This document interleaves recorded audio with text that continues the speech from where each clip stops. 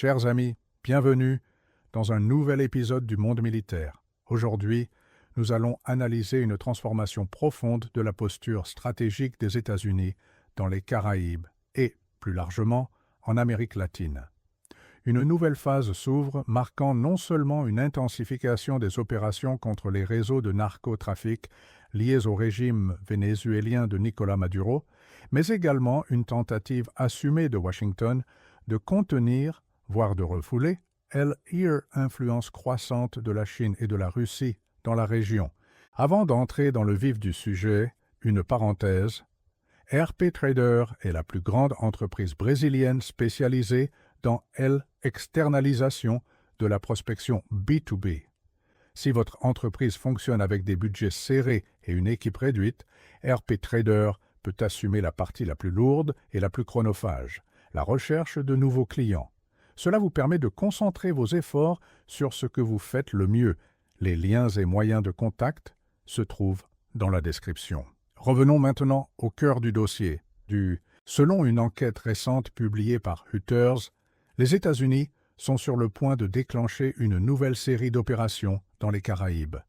Et cette fois, il ne s'agit pas uniquement de perturber les routes du narcotrafic, même si celles-ci constituent un problème dramatique. La cocaïne et le fentanyl importés par ces filières tuent plus de 100 000 Américains par an. Les opérations déjà menées, visant des embarcations rapides ou semi-submersibles transportant des cargaisons illicites, montrent que Washington prend très au sérieux ce volet sécuritaire. Mais la nouveauté réside ailleurs. Cette offensive répond à un objectif géopolitique bien plus large. Pour Washington, il agit de contrebalancer l'influence grandissante de Pékin et de Moscou en Amérique latine, une situation perçue comme une menace stratégique directe. Dans les couloirs du Pentagone, certains parlent même d'une nouvelle doctrine Monroe, adaptée au XXIe siècle, tandis que le secrétaire à la Défense Pete Hegseth décrit l'Amérique latine comme notre voisinage, un espace que les États-Unis entendent protéger sous notre parapluie de sécurité. Cette rhétorique n'est pas sans rappeler la politique du Big Stick de Theodore Roosevelt. Parler doucement tout en portant un gros bâton, qui, au début du XXe siècle, a servi de justification à une série d'interventions directes dans divers pays du continent. Retour sur l'héritage historique de Monroe à Roosevelt. Pour bien comprendre l'évolution actuelle, il faut revenir à 1823. Dans son discours annuel devant le Congrès, le président James Monroe établit les fondements de ce qui deviendra la doctrine Monroe. Elle posait une ligne rouge. Aucune puissance européenne ne serait autorisée à coloniser ou à intervenir dans l'hémisphère occidental. En échange, les États-Unis promettaient de ne pas s'immiscer dans les affaires européennes.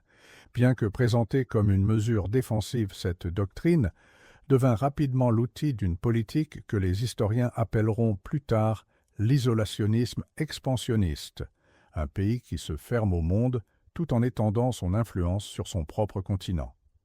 Au début du XXe siècle, Theodore Roosevelt transforme la doctrine en un instrument d'intervention active. Sous son mandat, les États-Unis interviennent en Colombie, au Panama, au Nicaragua, au Venezuela, à Cuba, en Haïti et en République dominicaine. Le bassin des Caraïbes se transforme en théâtre permanent d'opérations militaires destinées à sécuriser les intérêts économiques américains dans des secteurs stratégiques comme le sucre, le café, la banane et le pétrole. Rien que durant la première moitié du XXe siècle, plus de 20 interventions directes sont recensées. Après la Seconde Guerre mondiale, la dimension idéologique s'intensifie. La doctrine Johnson et la lutte contre le communisme ravivent le rôle interventionniste de Washington dans la région. L'Amérique latine devient l'un des terrains clés de la guerre froide, avec notamment le coup d'État au Guatemala en 1954, l'embargo contre Cuba ou encore l'appui à diverses dictatures militaires anticommunistes. Aujourd'hui, si l'on remplace le communisme soviétique par l'ascension sino-russe, le parallèle devient évident. La stratégie de l'administration américaine actuelle s'inscrit clairement dans cette continuité. Trump, la rhétorique d'America First et le retour de la Monroe Doctrine. Avec sa vision de America First, Donald Trump considère l'Amérique latine non comme un espace secondaire, mais comme un voisinage stratégique qui ne peut être abandonné.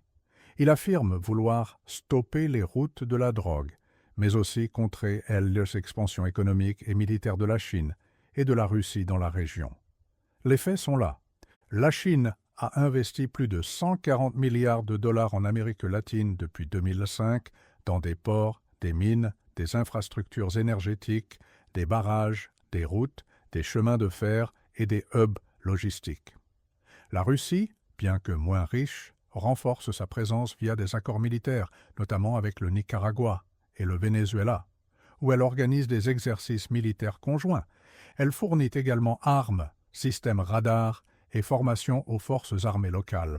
L'Iran, cherchant à contourner les sanctions internationales, établit aussi une présence militaire et énergétique, particulièrement au Venezuela, avec des collaborations autour du pétrole, de drones et de missiles.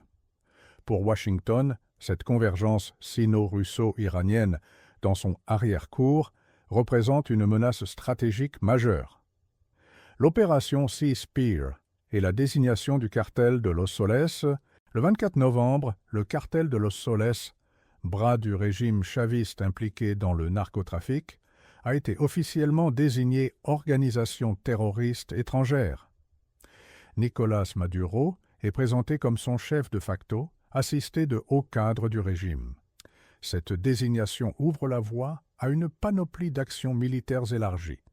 D'après des sources du Pentagone, les États-Unis pourraient désormais mener des opérations de drones armés, des frappes aériennes ciblées et possiblement des opérations spéciales contre des infrastructures ou individus liés au cartel. Elle, Opération Sea Spear, mobilise des moyens considérables. Le groupe de bataille du porte-avions nucléaire USS Gerald R. Ford, accompagné de destroyers, de croiseurs, de navires d'assaut amphibies et de bâtiments de soutien. CDL, une des plus vastes concentrations de forces américaines dans les Caraïbes depuis la crise des missiles de 1962. Le défi stratégique, reconquérir un continent délaissé. Pendant près de 2 décennies, l'Amérique latine a été reléguée au second plan par Washington, occupée par le Moyen-Orient et l'Asie. Ce désengagement a laissé la voie libre. À la Chine, devenue le premier partenaire commercial de plusieurs pays sud-américains, à la Russie, présente militairement dans la région, et à l'Iran, cherchant à y tisser un réseau d'alliances stratégiques. Trump, persuadé que les États-Unis peuvent encore reprendre la main, entend restaurer leur rôle traditionnel dans la région. Mais cela nécessitera bien plus que des discours de bonne volonté. Cela impliquera force, présence militaire, accords bilatéraux renforcés et, très probablement, de nouvelles interventions directes, à commencer par le Venezuela. Quel avenir pour l'hémisphère occidental?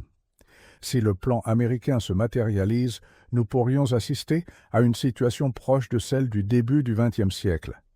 Les États-Unis adoptant un isolationnisme sélectif, se retirant de certaines zones géopolitiques éloignées, notamment Europe, pour concentrer leur puissance sur l'hémisphère occidental.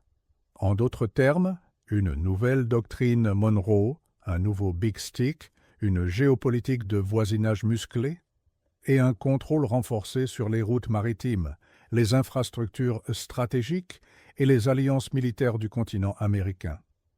Ce qui est certain, c'est que cette stratégie ne se limitera pas au Venezuela. D'autres pays pourraient être concernés, Cuba, le Nicaragua et toute nation où l'influence de la Chine ou de la Russie se consolide. Et si vous n'êtes pas encore abonné à la chaîne, faites-le dès maintenant et activez la cloche pour ne manquer aucune analyse géopolitique importante.